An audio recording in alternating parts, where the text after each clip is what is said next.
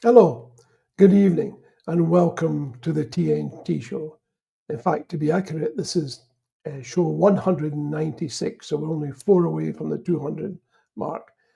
And the reason we've been able to do all these shows is largely down to you, i.e., we have a faithful audience who tune in every Wednesday, regardless of the pressures of football matches and domestic and others, to join us. And we hope we've rewarded you by having an array of guests that meet your aspirations. Let me begin, as I always do, by saying this has been a great day for British democracy. We learned today that the Prime Minister, no less, has decided he wants to cut quangos.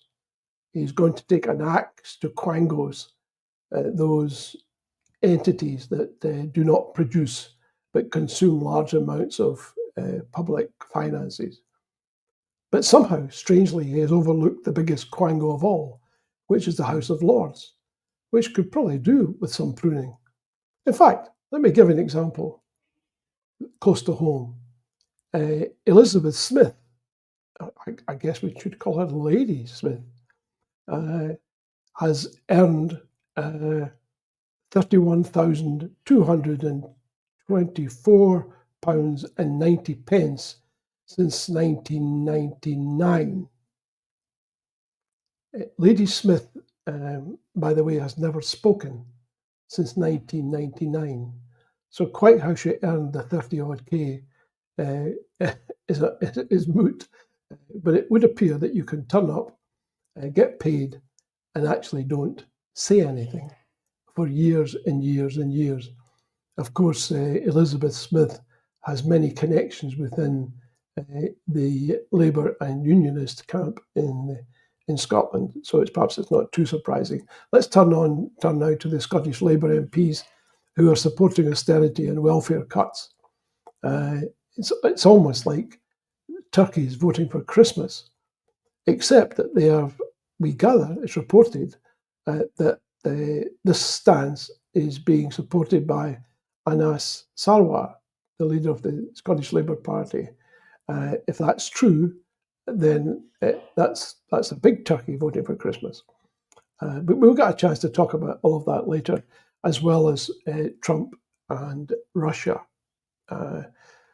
It's confusing to many of my American friends who are brought up to believe, because everyone told them this, that the Russians were a terrible threat to them.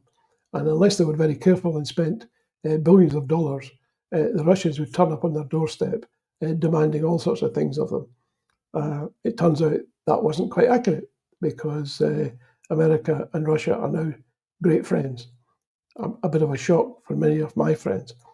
It's interesting too that Labour have decided not to tax the rich, but there's a parallel here, and it probably applies to people who consume the mass media. They look at reporters and they assume that these individuals, because they often say so, are impartial and balanced. But the reality is that reporters report to editors, and they can only write or say what the editors allow them to say or wish them to say. A bit like Labour, not taxing the rich, because after all, that's who pays for them. And we hear that Tesla shares have slumped. Now, we're all heartbroken about that. And one media outlet has called it the Tesla chainsaw massacre, searching for some sort of pun there. And I don't think Tesla will be too upset. Let me explain why. The way this system works is that on day one, rich people sell their shares. Day two, the president announces tariffs. Day three, the shares are down. Day four, the rich people buy all the shares back at a very low price. Day five, the tariffs are postponed. The shares recover. Whiskey's all round. Welcome to the system, everyone. Without any further ado, let's introduce our guest tonight. It's a great pleasure to introduce somebody who is a man whose books and writings were the subject of 3 questions on University Challenge recently.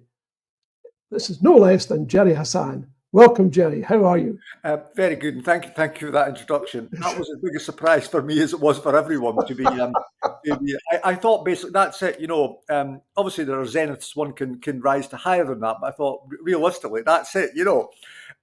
Once you just pack it in and leave the stage on such a great note. It was fascinating when they got all three questions wrong, but the way they were asked was you should have been able to deduce them from a small amount of knowledge of Scotland.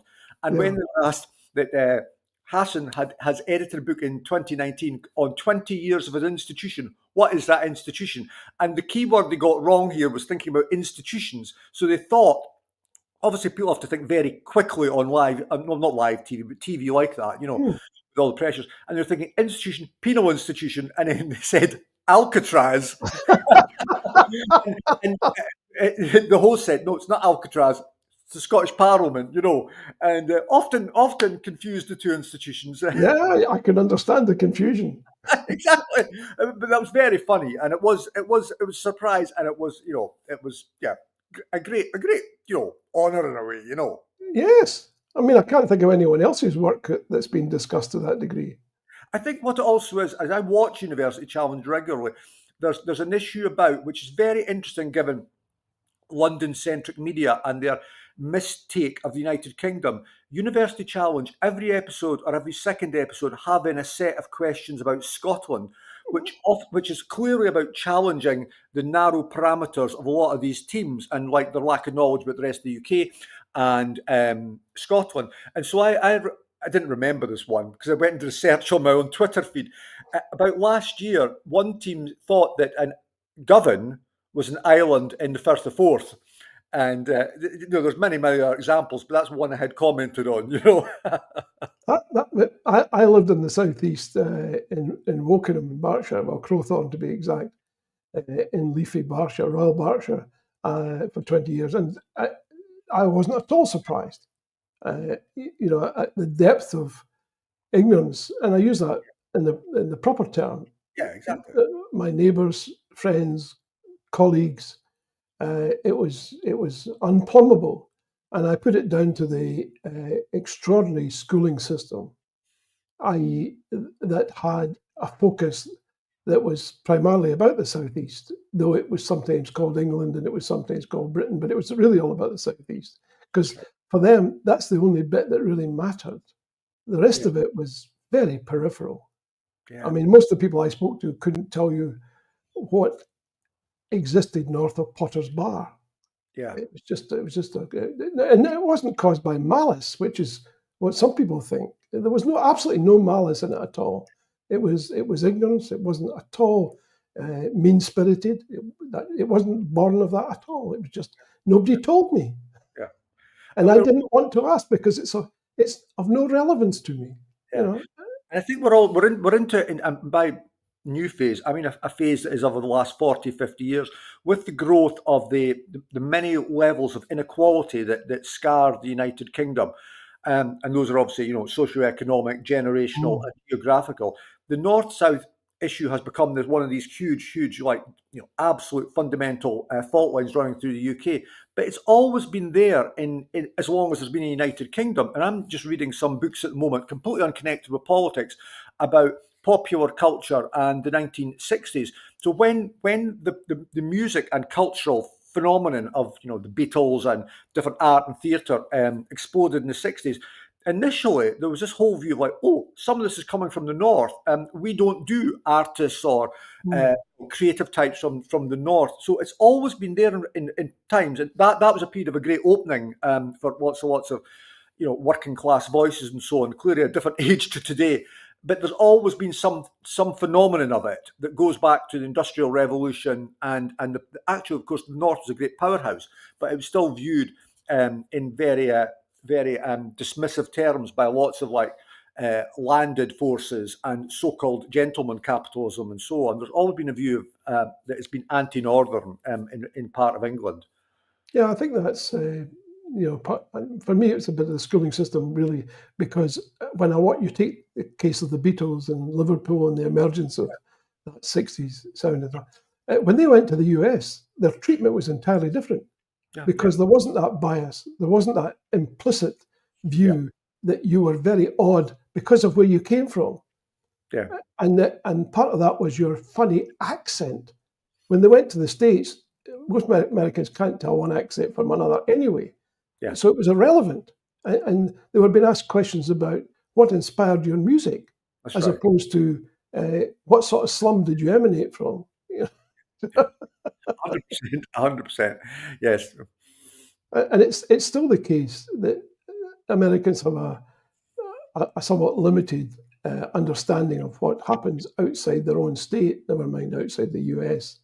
And that Yes. again is born of the school system, which they're just about to cut back, by the way. So Yeah. goodness knows what the effect of that will be. There's something in there you see about. I think we're still living in a backlash from or a legacy from, is that when the 60s happened, that we know of culturally, and when you had the British invasion of America, it's not an accident that the last colonies, gained independence about this time. And then the version of Britain that is marketed into America and the rebranding of the Union Jack in a modern setting that you also see in things like, say, Michael Caine in the film The Italian Job later in the 60s, that wouldn't have been possible without sort of the end of formal empire. And since then, of course, I mean, this is one for cultural historians and much too complex to get over in a couple of sentences. But we've had that retrenchment of a reactionary Britishness. There are clearly many. This is where obviously some nationalists would disagree with me. There are many different possibilities and manifestations of Britishness, and it has at points appeared to be, like in the 60s, progressive and associated with working class opportunity and so on. While obviously there's been fundamentals about the state and what the UK is and so on. And since the 60s, there's been a closing in terms of social mobility, there's been a reactionary Britishness, there's been a rarefication of empire and forces and ideas that go with it on the right, and to try and associate Britishness with progressivism nowadays, given those issues, good luck with that. Yeah, good luck with that. I mean, it's going to be interesting too, as we see the emergence of the BRICS, which includes India and also Russia, and for that matter, Brazil. Yeah, The likely impact of that, I mean, as far as I can gather, India will soon outpace China. yeah, But the combination of the two together yeah. will have an enormous impact on the way we see the world. Never mind the UK context and the European context. Right, that's But right. I think we're in for an enormous shake-up. And I do wonder if the educational system is as up to speed as it needs to be about the impact of what these changes will be. Exactly. I mean, because the Indians don't have they don't share the British view of India. They have a very different view. So, I mean, it goes without saying. I would hate to be a British representative trying to sell into India and mentioning the empire. I think that would go down like a bag of sick. But who knows? Some brave soul might want to do it. Yeah, well, good luck. Good luck with that. And if you get the combination of China, which has a particular view of its own, plus India, plus the re-emergence of Brazil and one or two others, it could have I think the world is going to change dramatically. I've got grandchildren, and I sometimes look at them and think, you know, we've all been through. Maybe this is stretching it, a period of relative peace and security, which we've taken for granted. That's right. We've said this is the way things are. But anyone who's opened a history book, as you and I have, knows that that's not the way things are. Yeah, that's If you right. look at things over 50, 100 years, it's not the way things are. That's right. I think probably every age sometimes thinks in its the sentiment of people leading everyday life, and sometimes even people, the so-called experts as well, that is a permanent moment. We thought when Europe was divided after 1945. I mean, I grew up. The assumption was in the 70s and the 80s that was permanent. That was kind of fixed, in some way. And if you think about it in a historical sense, why would that be? The de-Yaltification of Europe was eventually going to happen. Just like, I mean, we'll probably get on to this. What Trump has done, which obviously is repulsive and all sorts of things, but what he has done is he has said some things. He's shown what raw power is, and he has said some things, many things that people didn't want said. And one of them, which was clearly going to be happening at some point, was the way in which America would decouple itself from Europe, the post-1945 settlement, Yeah. which part of which was Yalta, but then post-Yalta, was always going to um, happen and unravel in some way. It's just it's happening in a way that's looks like rather accelerated potentially, and rather challenging for all sorts of European nation states. But I think it was on trajectory. I mean, Obama, there's a famous Obama pivot to China that people often reference, and so on. But yeah, lots of these trends were there. Just No, if you look at what Trump is saying, and you have to assume that there's some truth embedded in some of it, there's going to be, as far as he's concerned, major changes. I mean, I watched him tonight on television, and he was saying things like, Canada and Mexico have been acting very badly towards us for many years. They are very bad for us, and we need to bring them into line. And of course, the Europeans as well. They also have been very bad to us. Europe is bad. Bad as Europe, and I think, oh God, it's like the ravings of a child. But yeah. He's the guy that's then going to institute tariffs and stuff. So here you have a situation where his views are plain. He's going to introduce tariffs. Now, the fact of the matter is, the UK is a tiny component of what used to be a united Europe. And if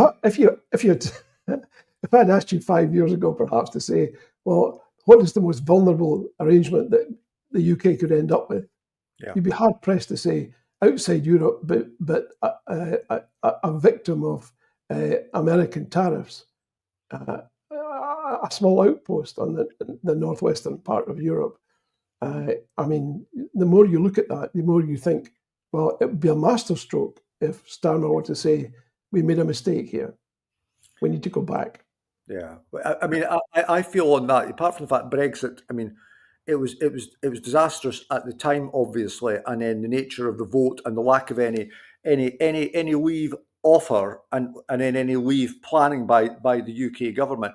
One of those things is, I mean, there's the issue about Starmer and Labour there, but secondly, to navigate back, I mean, I think that's a generational issue that might be after the United Kingdom or so on, or when there's a different kind of United Kingdom, because it implies on if you come back.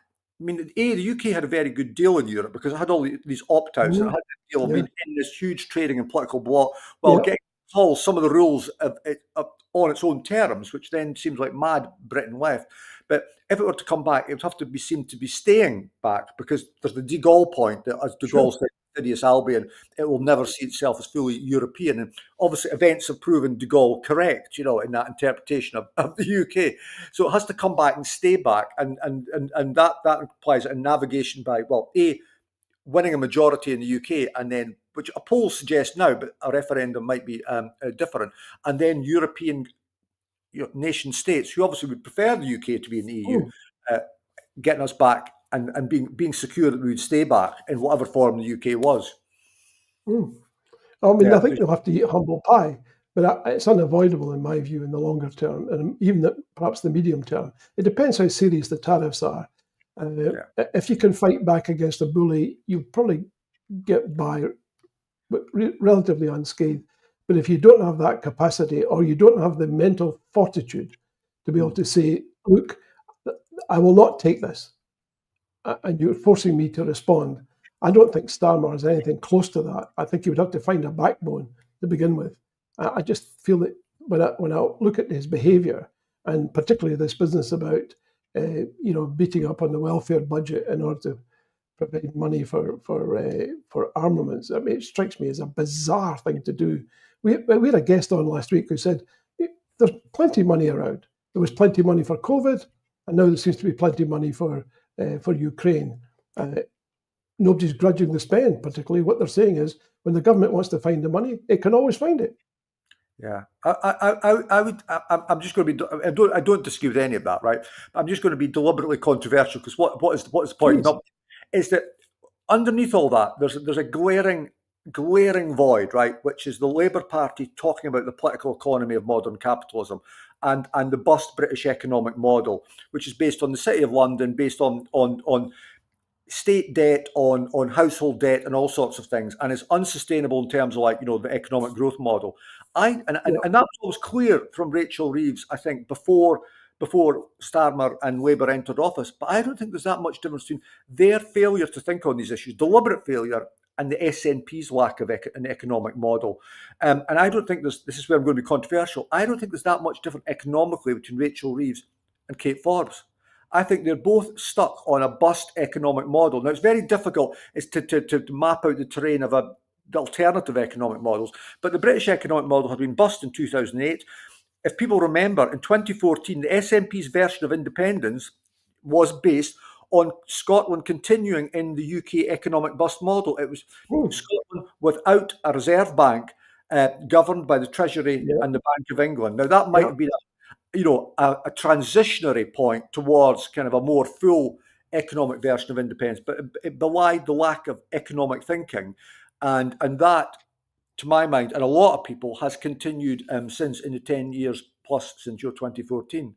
I think it's hard to argue with that, Gerry. That's the reality. We have so many people on the show who have Yeah, offered alternatives and said, look, it'd be great if somebody in the Scottish Government picked up the phone once in a while. But yeah, I've had the same experience when we've tried to talk about the Constitution. There's yeah. just nobody in the Scottish Government who's the slightest bit interested in the Constitution. And I'll tell you how I know that. We interviewed Stephen Flynn almost a year ago now. And I said to him, the SNP is committed to forming a constitutional convention, gathering people together from all the airts. And he said, yeah, that's right. I said, well, who's in charge of it? I'll get Yes, back to you. Oh, yes. we're still waiting. I know, I You know. know, so if you don't take the Constitution seriously, but you claim to be a party of changing the Constitution, it doesn't sound very credible. And your remarks about the economy seems to be chime the same way. I mean, you say you want to change things, Yeah, but actually your thoughts on changing are much the same. I know, and I think there's a cumulative, what's the word, corrosive effect here of being a party in government so long. So the SNP have, obviously been in office 18 years, and what's happened in that when they came to office 2007, and certainly until a period before 2014, there was a competence and there was a discipline in the party. We might all quibble about some of the things they made choice-wise, but there was something impressive in that as well. They spoke and felt like a government Mm. that was speaking for part of Scotland, and had, in certain areas, I'm thinking of, there were strategic decisions made about things like, I think in Scottish Broadcasting, with the Scottish Broadcasting Commission, in terms of cultural policy, Mm. and other aspects in terms of public spending. And since then, it's a little bit, they're drawing from an increasingly dried up reservoir of ideas. The infrastructure of Scotland. I mean, independence has to, or greater self-determination, has to require a changed Scottish public landscape where people see the difference in their everyday lives, and there's institutional change. And since 2014, there has been stasis. So it's like they're managing the domestic Scottish status quo. And in that, I think, I mean, it's not an original thought here, that the SNP have rather become like the way the Scottish Labour Party was. They're trying to manage their dominance and not offend various vested interests. So a good example of that would be, even though there's a bill going through Parliament on this, it's a pretty weak bill, land reform. The SNP have really not addressed land reform. Some of us thought that was due to Fergus Ewing when he was the Minister in Post, but it's about Mm. deeper reasons, about just not wanting to offend powerful vested interest groups pre any independence referendum. Well, we don't know when that referendum, if ever, happens, some time down the line. So you can't continually just say, postpone everything to this moment in the future, because it affects the Scotland that people are living in now, and it affects the kind of politics, the kind of democracy we're Mm. living in. You Yeah. have to make some of that future now and take some difficult difficult choices. I have to argue with that. I mean, the reality is that, as some people have said, Yeah. watching the Scottish Government is a bit like watching um, some creature in a cage. It's saying, look, I can manage this cage very well. I'll keep it swept out. I'll keep it clean. Once in a while, I will feed some nuts to people in different parts of the cage, more than my keeper would allow Yeah. necessarily. Uh, but I don't want to break out the cage. That's just not on. But however, I will shake the bars occasionally so that I keep getting the nuts. I'm mixing metaphors here now, but there's a certain comfort level, it seems to me, with the status quo. Tweaking it around the edges. I don't deplore the tweaking. I think it's a good thing that they're spending money in some of the social issues. That's very laudable, because I can't see the Labour Party doing anything like that in the near future, because it's wedded even more than the Scottish Government is to this strange busted model that you spoke of. Yeah, yeah, it's a kind of clinging to the wreckage to me, some of that, and it makes me also think about we are at the end of an era, in a way, even today, some way, in that Nicola Sturgeon has announced, what we all thought was obvious, that she wasn't going to stand next year in the 2026 Scottish Parliament election. And I think that's, if it doesn't start a debate now because there's an election on the horizon, it does formalise the end of something. And whatever some of us think about the pros and cons of Nicola Sturgeon as a leader and what you could call Sturgeonism, on lots of levels, there was something impressive there. There was something impressive there electorally to Scottish Parliament elections, and also the three Westminster triumphs that the SNP had were all under her leadership. But some of us would think, in a way, I mean, for a start, she becomes leader in 2014, November 2014, at a point where the SNP have been in office 7 years and won several elections. And there's a difference there. Salmon created led the momentum that got the SNP breakthroughs in 2011 and 2007 and in 2011. It's a different politics doing that to then trying to maintain that dominance. It's a very, very different kind of leadership. And so it's like trying to, as people say, carry a very, very delicate vase across a very slippery floor. And one of the things you're trying to do is you're trying to keep that broad alliance, that broad tent together, and not annoy any of the bits of it at the sides to, well, either the left or the right or various geographies. And so it led to its heart a politics of extreme caution. You could say for understandable reasons.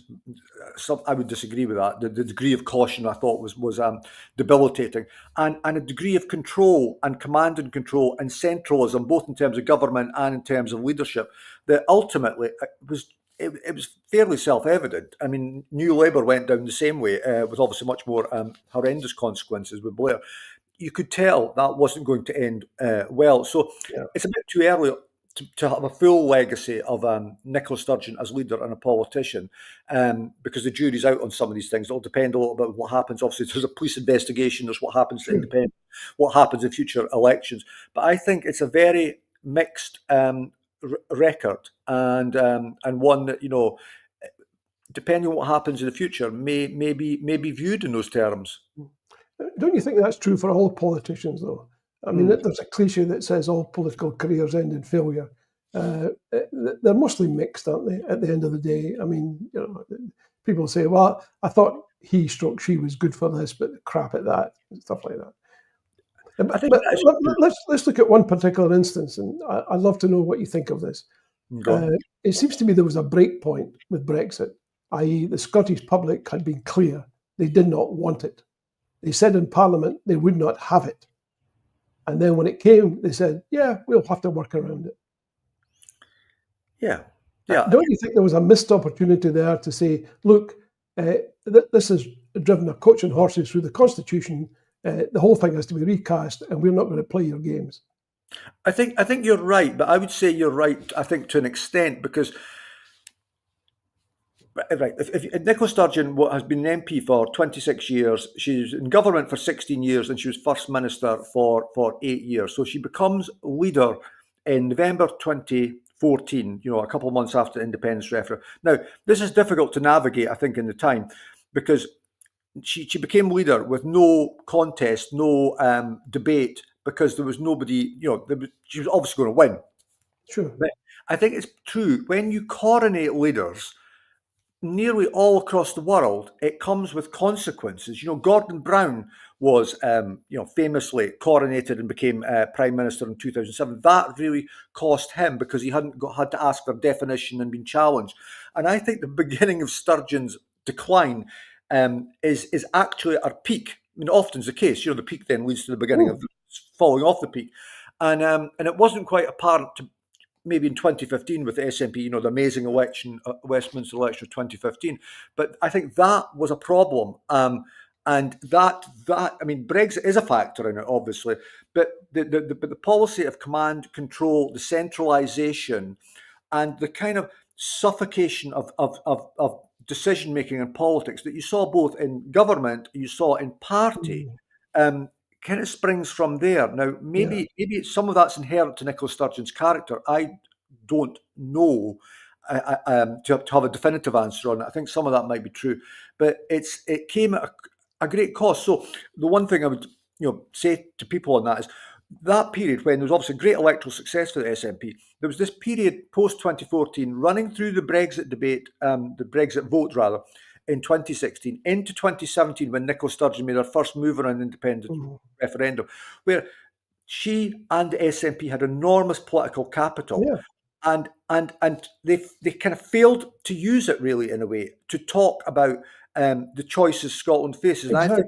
on two fronts, at least, government and the priorities and the difficult choices, and on independence, and there's a kind of what's the word? I mean, trying not to. I don't use the word lies very, very, very. I try never to throw that word about too many politicians unless it's actually directly a lie, like Boris Johnson. So I wouldn't use words like that here. But there was a sort of deliberate deception of pretending there were always going to be an independence referendum around the corner, not doing now the infrastructure work to aid that, not challenging Westminster, and not also doing the heavy work independents need to do to change and update and review completely the 2014 offer. There was nothing going on really about that substantial, except there was the one example of the Andrew Wilson Growth Commission, which is the exception to the rule basically. And so she was I think she was continually at points after 2017, pretending there was an independence referendum around the corner. Again, this is not a revolutionary thought, to keep lots of the troops, the independence troops, SNP members,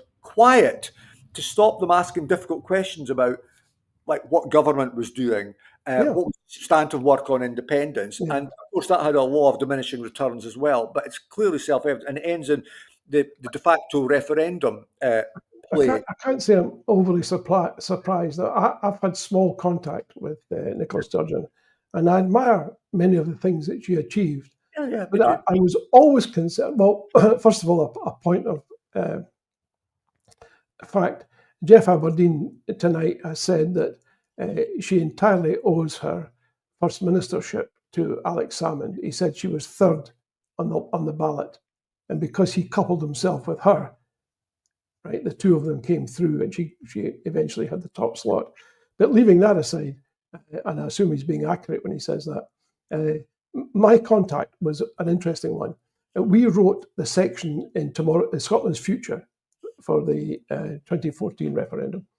And I remember Salmond said to me, you need to deal with Nicola on this. And I did. I sat down and we went through the stuff with her, and she had the world's expert on constitutions, Dr. Elliot Bulmer. And so she had the best the world had to offer. Despite that, I got a phone call. The publication was on the piece on the Constitution was, I think, on a Thursday morning or something. And late on a Wednesday, I got a PR guy called me and said, this is what we're going to say. And I said, that's categorically the opposite of what we agreed. And he said, well, it's too late now. And I said, sorry, I don't understand. I thought we had an agreement here. And she, when I took her to task, she was very upset, hugely upset, almost incandescent. And I thought, well, this is not right.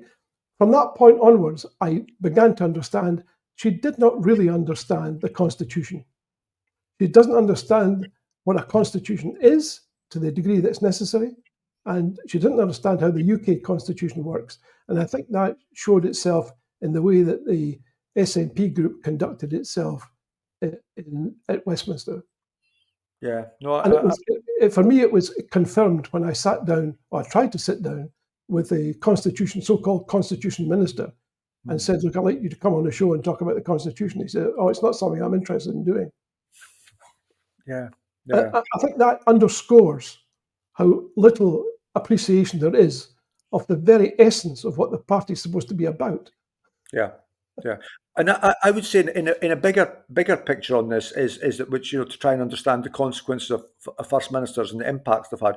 So we now had seven first ministers, and it seems to me inarguable because Scotland has had a historic issue about political leadership in Scotland, which obviously before the Parliament there was a sort of diffident leadership. There was council leadership, and then there was the Westminster based leadership. Alex Salmond, whether you like him or not, he is, I think, inarguably the most consequential First Minister we have had because he reshaped what the Scottish Government was. Well, he named it the Scottish Government, how it was seen in Scotland, and he reframed the SNP and independence. And subsequently, then, I mean, Nicola Sturgeon was trying to manage the aftermath of those consequences, and obviously huge challenges like Brexit and COVID. One cannot underestimate those. Those are once in a lifetime, challenges. But still, there's an absence of navigation, of prioritizing what government's about, and indeed being on. I think there's an underlying lack of being honest with voters about the challenges of government through those and other things, and also then with independence. And I think to my mind, given the commensurate obvious skills she had and advantages she had of political capital, what historic waste. And we're living with those consequences, and we may live with them for quite a period, I think. I'd like to make a suggestion to you, see how if you like this or not. Having spent a career in business, when I look at the Scottish Government, I see the dramatic difference between strategy and tactics. Yeah, exactly. I think they're terribly good at tactics and absolutely crap at strategy, because they don't want to deal with strategy. What they want to do is to respond to prompts given to them by Westminster. And if that somehow on the way leads to a statement about independence, all well and good. But the primary purpose is to be tactical. And therefore, you can be tactical once you've got a strategy. Tactics is not a substitution for strategy. That's right. And you have to have good thinkers and people who can map the way forward, and then you sell that strategy while you have a different group of people working on the day-to-day tactics. It seems to me everybody's employed on working the day-to-day tactics and nobody's dealing with strategy. That's 100% right. And one of the things that I think that becomes obvious in the 2014 is a very, very different world from 2025, 2026. And there was underlying the Scottish independence debate, there was this, although obviously Russia invaded and annexed Crimea in 2014, so it's not like the completely peaceful world we might have thought it was. But there was the assumption that we live in this northwest corner of Europe, and we can tidy up and rearrange our statehood arrangements in this broadly benign part of the Western world. Now, we don't live in there was conceits about it then, but that's not the world now. There's huge geopolitical forces at play and instability. And I would draw from the political scientist, the late Bernard Crick. He was very good when he was talking about political strategy, of saying that you need to have a politics of strategy and a politics of timescales about short, medium, and long term, and the destination you want to go to. And post 2014, that has been something that the Scottish Government, in terms of many of its pronouncements, many of which are good, and independence has lacked. And then we had that, the strange Duke of York strategy of, marching us up to the hill, under Nicola Sturgeon, that had diminishing returns. And I think we need to, post 2026, there needs to be, rather than thinking some things can happen instantly or Scotland can declare some mythical independence like just around the corner, there needs to be a sense of timescales and working out how to do things sequentially with strategy and direction. I mean, for me, it's a no-brainer. The one inspired thought that the SNP was not the only one inspired thought the SNP membership had, a very good one, which was this constitutional convention. Now, you would think, from a strategic point of view, you would jump at that, because if people decided not to join in the convention, well, that's their lookout. But at least you make the determined effort to include as many people as possible. And it reflects what a good friend of mine, Kenyon Wright, presided over way back then, which led to the Devolution Act, which led to the Scottish Parliament. He actually sat down and tried to get people working together. And the SNP was the only group, I think, if I remember right, didn't join in. and the all the Tories, others did. yeah, the So you know, Tories, you got a real sense of involvement. And what it did was it eventually, when Labour did get round to producing the Scotland Act, there wasn't a huge amount of opposition apart from the SNP, obviously, and people went along with it. But that's because you prepare the way. You're being strategic. yeah. What I see now is a complete absence of that. I mean, What, nobody's being strategic on any what, level. what happened there? I mean, this is just very, very brief point. Is I actually know the background to this because I was involved in the background things. So the convention happened without the Tories, obviously, and then the SNP were going to take part because it originally emanated from an idea from Gordon Wilson of the SNP, but then they decided because they didn't like the numbers in it, they Yeah, stood out of it. But when we come to the actual Scotland Act and then the referendum, well, the first act that leads to the referendum and then Scotland Act, the SNP, there was a very, very careful planning done in the background to make sure that Labour and the SNP would come on board at the same time and that their yeah, worst, most siren voices wouldn't be ones who would dominate that. And that involved work that happened pre even 97 yeah, because everyone assumed Labour were going to win. And it was done very, very effectively. That then went through the party executives of both parties. And was approved, and then the harmonious, the moment, that one moment of Jim Wallace, Donald Dewar and Alex Salmond all campaigning together in the yeah. famous 97 referendum. Well, you see, that strikes me as a perfect example of taking a strategic approach to something. And this is not, and I applaud you because it's hard to do constitutional work if you go and do it right. It's very hard. People who don't understand constitutions think it's easy. It is not easy. You need to work your ass off, and you need to be collegiate, and you need to reach out and try and share. And that's very hard for politicians to do, certainly in a public forum. Nonetheless, you achieved it. You have to ask yourself, where's the equivalent now? Yeah. Where's the equivalent of what you did happening now? There's a big space for it. It's not as if, hey, we're crowded out with other stuff. We're not. No. Trump is going to dominate everything the UK government tries to do for the foreseeable future. So they're fully occupied dealing with Trump. So here in Scotland, you've got this great green space in front of you, and you can create almost anything you like on it. Now's your time. Now's the hour. It's crazy not to seize it.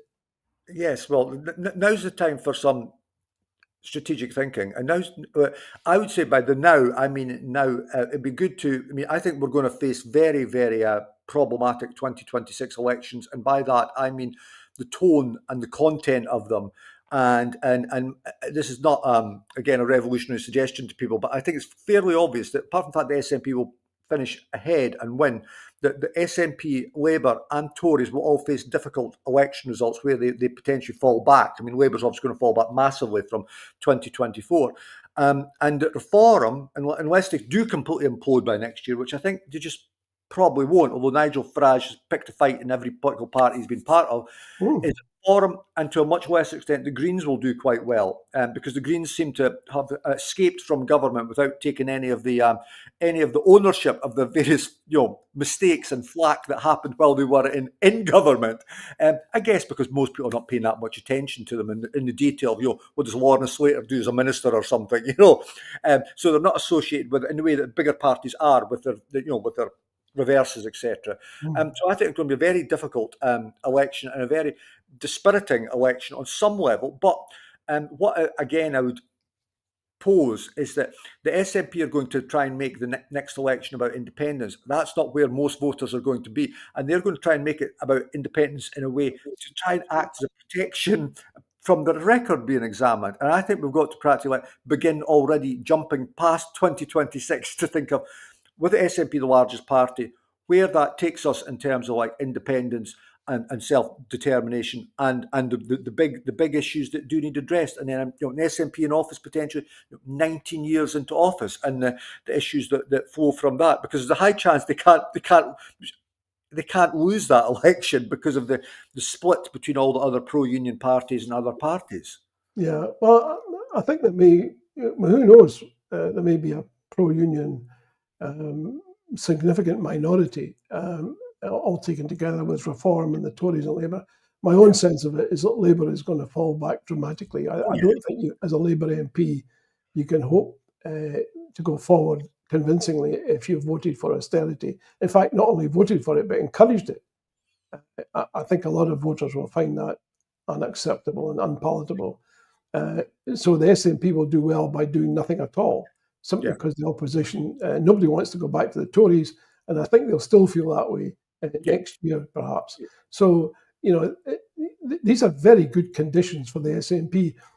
I take your point about reform. I think the difficulty with reform is that they are so closely linked to Trump that as Trump begins to fail calamitously, and he will try and disguise it, but Yeah. that's the reality. You cannot buck the markets the way he's done. And this off and on tariff business is an anathema for most business people. What they yearn for above all things is stability. Of They want course. to be able to plan for not just for next year or the case of Shell 20, 25 years ahead. They hate instability. They Yeah. loathe it. And they loathe politicians who bring about instability. And Yeah. sometimes it has to be enforced, but that's not what Trump is doing. It's unguided. Do you think, we can maybe get on to Trump here as well. Next year's elections, the SNP will do relatively well compared to 2024, obviously. Now, in 2024, when they were reduced to 9 seats, they actually still won 30% of the vote, which historically, apart from the bulge Westminster election of 2015, 2017, 2019, that's historically a very high SNP vote at Westminster, but they'll be up on that next year. But it'll be down dramatically on the 2021 Scottish Parliament elections. And so they will be, on all polling shows you this, they will be down from the 64 seats they won in 2021. And then there'll be the issue of the Green, how many Green MSPs there are. I mean, I personally don't think there will be any ALBA representatives. I think that's a real long shot. I mean, if ALBA by chance won one seat and thus legitimised their existence, that I think in historic terms would be viewed as a success. But I think we're talking about the betting odds between them are between 0 and 1, and I would put them heavily on 0. But then the biggest thing will be whether there is a pro-independence majority in the Parliament with SNP Greens and others, and what happens with that. But again, I think there needs to be bigger strategic questions talked about and more substance about government independence than just like, what are the arrangement of the deck chairs in terms of, important as they are, in terms of who wins, who forms a government. It's like, what is that for? It's the missing question of Sturgeonism. Sturgeonism, to me, is a bit like Harold Wilson won 4 elections out of 5. He won more elections than Tony Blair won. But lots of people, because what happens when you win elections, people then begin to ask, what's it for? Because winning elections is important in mainstream politics, but it's meant to lead to change and you delivering change in the direction you want. Yeah. And I think that's been missing from the SNP for a long while. And Sturgeonism is, to my mind, like an SNP Harold Wilsonism. And then there's the consequences that flow from that, of all these decisions deferred, debates not, and it kind of like, the suffocation of democracy in both the SNP and I think in the wider country, in terms of that command and control, which is comes with consequences. The state of local government, the state of local democracy, the state of some of most I think of our public services, and obviously a lot of that isn't just due to the SNP; it's due to Westminster settlements and so on. But there's a failure of an honest conversation here, just treating people like adults. And that can understand that politics. Most voters understand this when you talk to them in focus groups or structured conversation. Politics and government involves trade-offs and difficult choices. Most people get that, but present that to them, engage in a conversation on it. And we failed to do that on government, the Scottish government, and we failed to happen on independence so far. And that is something that I think eventually needs to happen. I think that's right.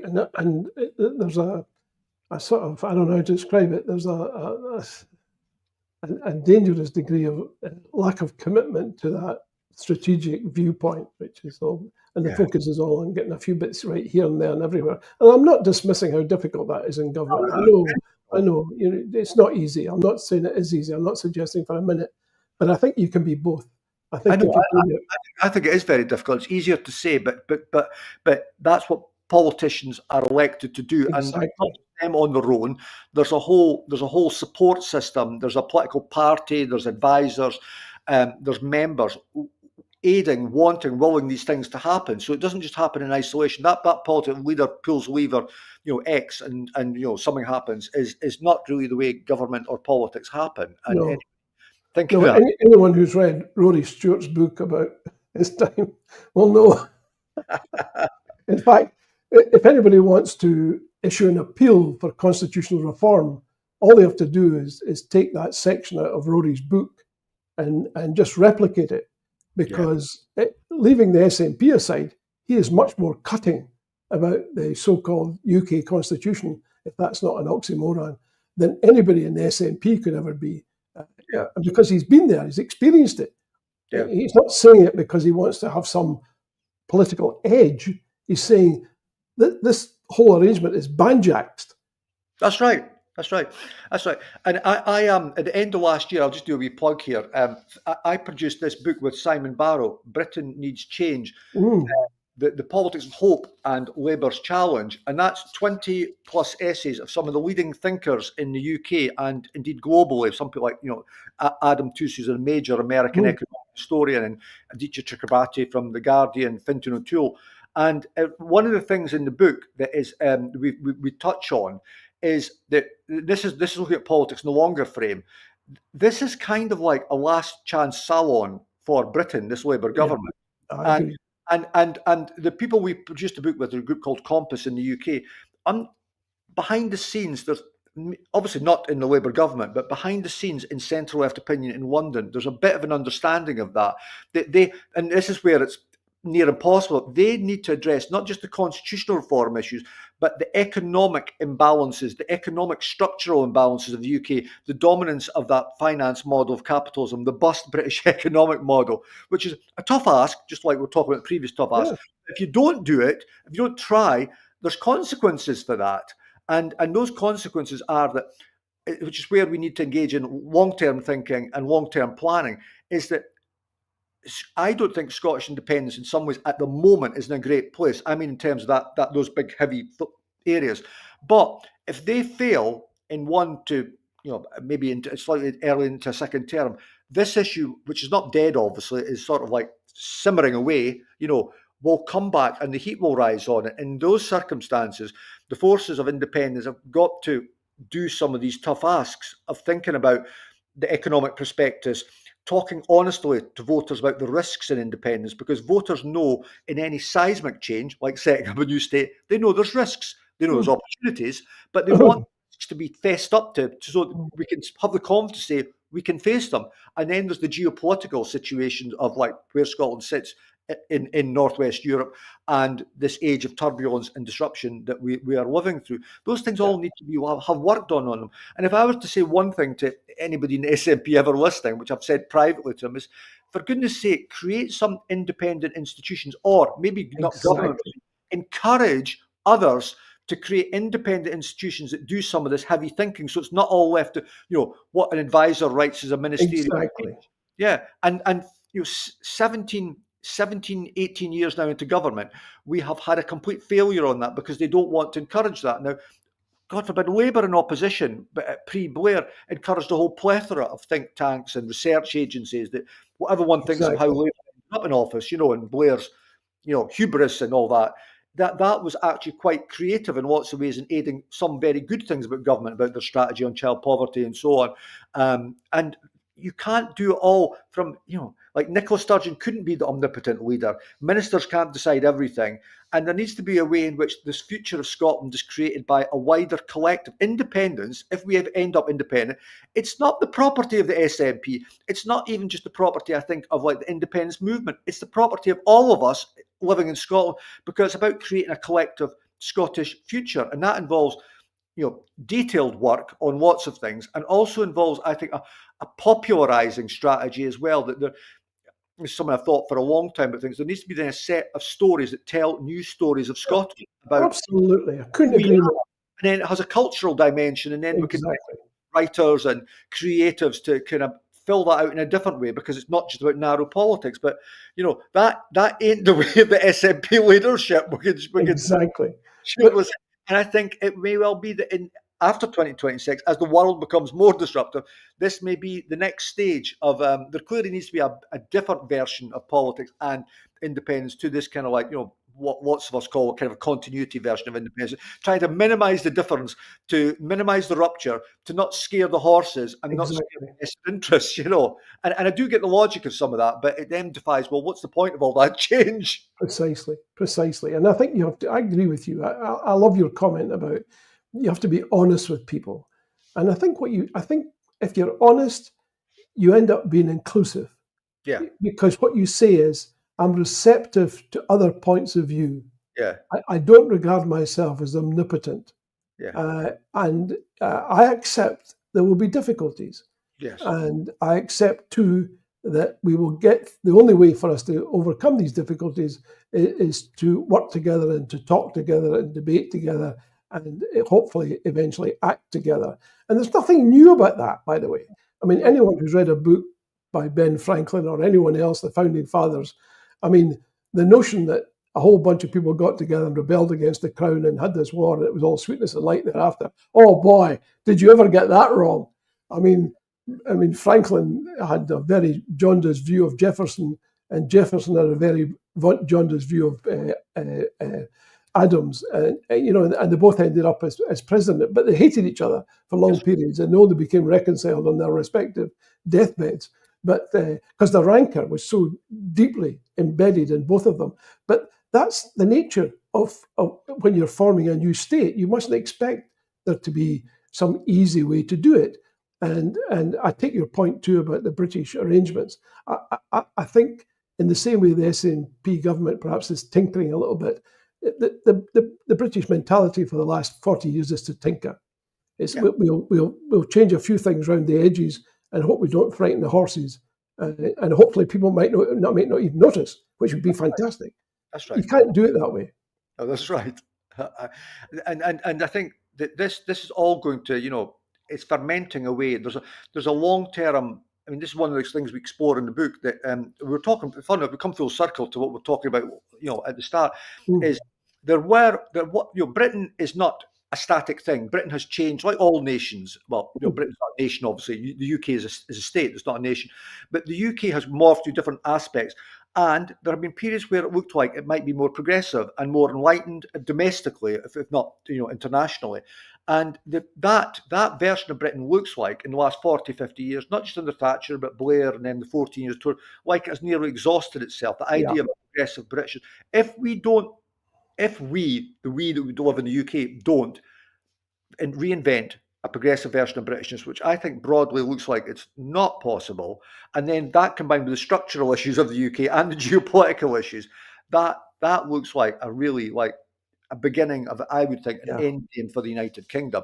But as I always say to people, such seismic change doesn't happen just by default. People say, "Oh, the United Kingdom's kaput, will go off." We need to put the detail out. We need to put the hard work in, because again, there's, as you know this as well, there's a fault line in independence between some people just think the principle is all that matters and that we should be independent.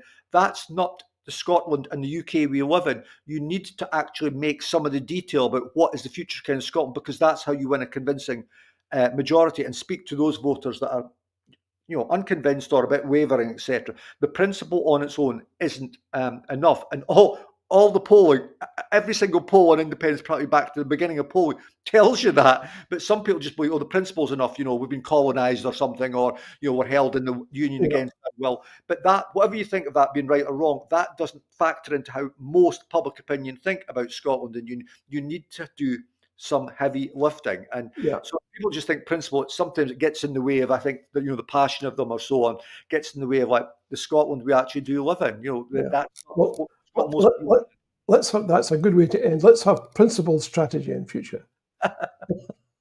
Gerry, thank you very much indeed. It's been educational, enlightening, and informing, which is what we strive to do on the programme. Many thanks to you.